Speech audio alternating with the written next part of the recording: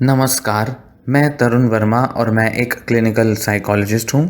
इस वीडियो में अपनी series mindfulness tips for OCD को आगे बढ़ाते हुए सेकंड पार्ट में माइंडफुलनेस मेडिटेशन एक्सरसाइज को डिस्कस करते हुए आपसे ओसीडी के लिए माइंडफुलनेस मेडिटेशन के कुछ स्टेप्स डिस्कस करूँगा।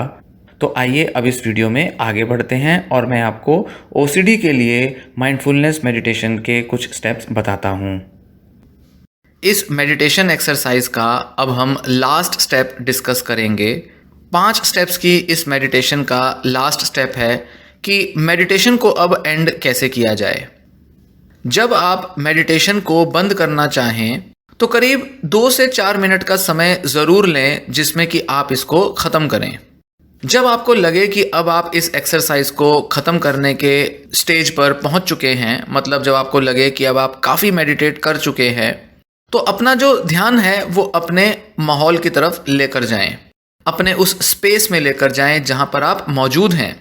जैसे आपने मेडिटेशन शुरू की थी वैसे ही अब मेडिटेशन को आप ख़त्म भी कर सकते हैं, उसी तरह से ख़त्म करें।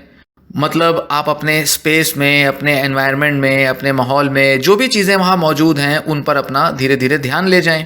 ब्रीदिंग से हटाकर ध्यान को अपने स्पेस में लेकर जाएं। नोटिस करें कि आसपास क्या आवाज़ें आ रही हैं, क्या आपको महसूस हो रहा है।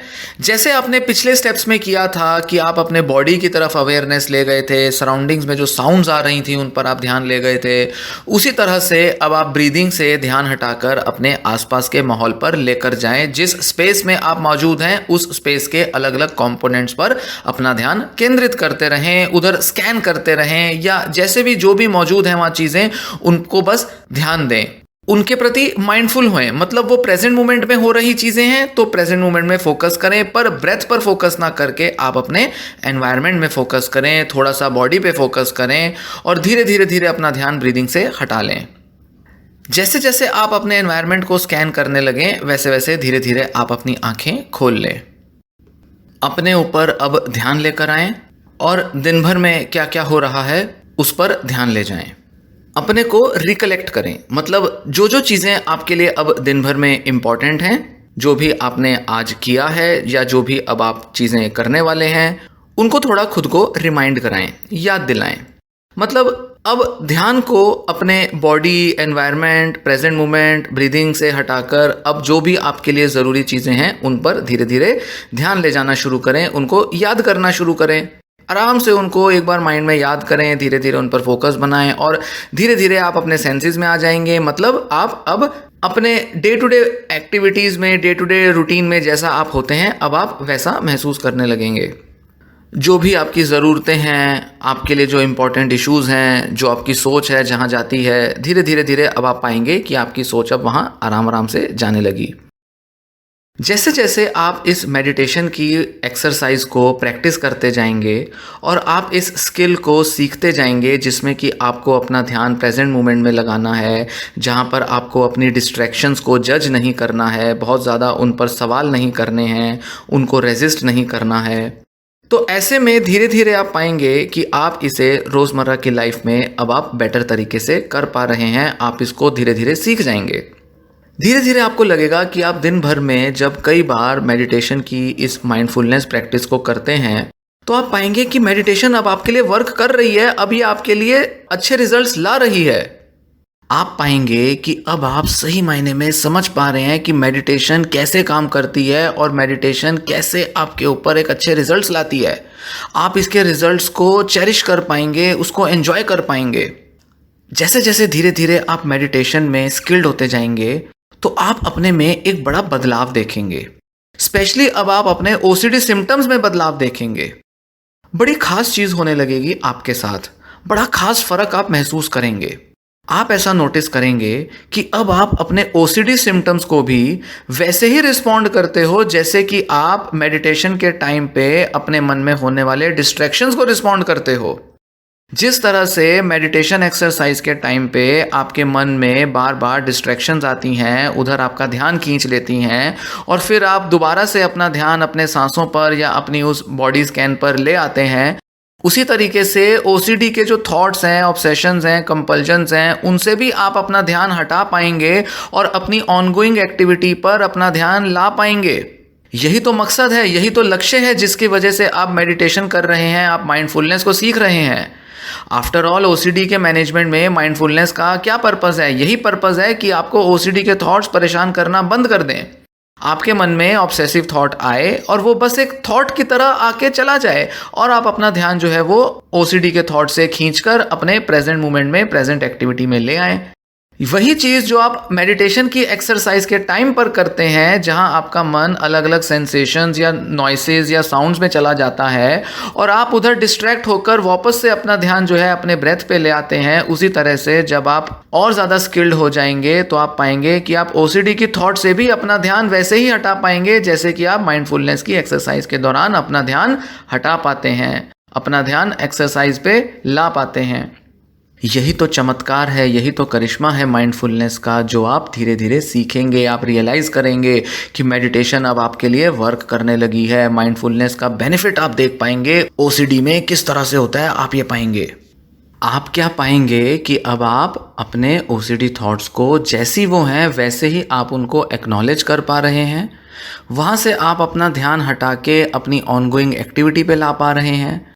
आप अपने ऑब्सेसिव थॉट्स को ना ही रेजिस्ट करेंगे, ना ही उनसे संघर्ष करेंगे, ना ही उनसे लड़ेंगे। बस जैसा है उन्हें वैसा ऑब्जर्व करेंगे और अपना ध्यान अपनी एक्टिविटी पर ले आएंगे और इस तरह से आप माइंडफुलनेस को यूज़ करके अपने ओसीडी थॉट्स को मैनेज करेंगे। अक्सर कई लोग कंफ्यूज कर देते हैं जब वो माइंडफुलनेस को कुछ ऐसा समझ लेते हैं जैसे कि इसका मतलब है अपने सिम्टम्स को इग्नोर करना, पर ऐसा नहीं है। इनफैक्ट माइंडफुलनेस इससे कई गुना ज़्यादा ताकतवर है। अपने थॉट्स को इग्नोर करने का मतलब है कि आप डिनाइल में हैं, आप उन्हें नकार रहे हैं, आप उनके अस्तित्व को स्वीकारने से खुद को दूर कर रहे हैं। आप ऐसा प्रिटेंड कर रहे हैं जैसे कि वहाँ कुछ है ही नहीं, जैसे कि कोई थॉट्स जो हैं वो आपके मन में आ ही नहीं रहे हैं, जैसे कि कुछ हुआ ही नहीं, जैसे कि आपके अंदर एंग्जाइटी उठी ही नहीं। और ये सरासर गलत है, क्योंकि सच बात तो यही है कि आपके मन में ऑब्सेसिव थॉट्स आते हैं, आपके मन में थॉट्स ये परेशान करते हैं, आपके मन में एंग्जाइटी उठती है, आप कंपल्जन्स करते हैं। तो कैसे आप इनको इग्नोर कर सकते हैं? कैसे आप इनके डिनाइल में रह सकते हैं? नहीं, ये संभव नहीं है। और माइंडफुलनेस आपको डिनाइल नहीं सिखाता। माइंडफुलनेस आपको ये नहीं कह रहा कि आप इन थॉट्स को जस्ट इग्नोर करो। नहीं, माइंडफुलनेस कहता है कि आप अपने थॉट्स को एक्नॉलेज करो, मतलब उनकी मौजूदगी को स्वीकार करो। देखो कि हाँ वो हैं जैसे हैं वो वैसे ही हैं, उनको वैसे ही देखना है, उनको स्वीकारना है, उनके अस्तित्व को नोटिस करना है, पर इसी के साथ उनको बड़े ओपन माइंड के साथ रिस्पॉन्ड करना है और बिना अटैच हुए, बिना किसी जजमेंट के उनको बस देखना है, ऑब्जर्व करना है। यही खास क्वालिटी है जो माइंडफुलनेस आप में लाती है, ताकि आप अपने ऑब्सेसिव थॉट्स के साथ संघर्ष करना बंद करें और उन्हें बस कुछ विचारों की तरह देखें और वो आएंगे और चले जाएंगे, ज़्यादा देर तक आपके मन में नहीं टिकेंगे। क्योंकि जब आप इन विचारों के साथ अटैचमेंट कर लेते हैं, जब आप इनको जज करते हैं, जब आप इनको रेजिस्ट करते हैं, तो ही ये विचार आपके मन में टिके रहते हैं, क्योंकि तब आप इन विचारों को ज़रूरत से ज़्यादा इम्पोर्टेंस दे देते हैं। इनको इम्पोर्टेंस नहीं देना, इनको जज नहीं करना, इनके होने ना होने पर सवाल नहीं करना, बस ये आए मन में, इनको आने दें, इनको नोटिस करें, इनको एक्नॉलेज करें और धीरे धीरे ये चले जाएंगे। हाँ, कह सकते हैं कि जितना आसान है ये कहना उतना करने में नहीं होता, बिल्कुल सही बात है। पर इस मेडिटेशन एक्सरसाइज का, इसको प्रैक्टिस करने का यही तो लक्ष्य है कि आप इस स्किल को, इस आर्ट को सीखें। सीखना है इस एक्टिविटी को, सीखना है इस स्किल को। इसीलिए धीरे धीरे जैसे जैसे प्रैक्टिस करेंगे वैसे वैसे आप इसे सीखते जाएंगे और ये जो मुश्किल लगने वाली जो टेक्निक है ये धीरे धीरे आसान होती जाएगी। आपको इसके रिजल्ट्स मिलते जाएंगे और आप इसमें और भी ज़्यादा सक्षम हो पाएंगे, और भी ज़्यादा एक्सपर्ट हो जाएंगे, और धीरे धीरे आपके लिए ऑब्सेसिव थॉट्स को मन से निकालना, या ये कहें कि उनको प्रतिक्रिया ना देना, आपको धीरे धीरे आ जाएगा और वो विचार आपको परेशान करना बंद कर देंगे। ज़्यादा प्रेजेंट होना है इस क्षण में, जितने हैं उससे ज़्यादा आपको उपस्थित रहना है, अपने ध्यान के माध्यम से आपको प्रेजेंट मोमेंट में अपने ध्यान को लाना है। मन जो कहे मन में खोना नहीं है, मन में भटकना नहीं है, मन आपको कुछ भी दिखाए उसकी तरफ जाना नहीं है। जितनी ज़्यादा चीज़ों को आप परस्यू करेंगे, उनको दौड़ दौड़ के पकड़ोगे, उतना ज़्यादा आपका मन विचलित होगा, भटकेगा। ओसीडी को जीतने नहीं देना है। ओसीडी के ऊपर अगर जीत हासिल करनी है तो मन को कंट्रोल करने के लिए आपको माइंडफुल होना पड़ेगा, और माइंडफुल होने के लिए आपको संघर्ष को ख़त्म करके स्वीकृति से ओसीडी को धीरे धीरे ओवरकम करना होगा। यही है माइंडफुलनेस की एक्सरसाइज का पूरा लक्ष्य, यही है इसका पूरा पर्पस, और ऐसे ही मिलते हैं इसके फ़ायदे। इसी तरह से इसको करना है जैसे बताया, जो 5 स्टेप्स आपको इस वीडियो में बताए, जो बताए उनको जैसे जैसे प्रैक्टिस करेंगे, डिटेल में बताए ताकि आप ढंग से समझें, ढंग से इनको दिमाग में बिठा लें। पूरा जो मोटिव है, पर्पस है, पूरी जो एक्सरसाइज की जो पूरी रैशनेल है, उसके पीछे का लॉजिक है, आप अच्छे से समझें ताकि आप प्रैक्टिस करें तो धीरे धीरे आप इसके फ़ायदे उठा पाएँ।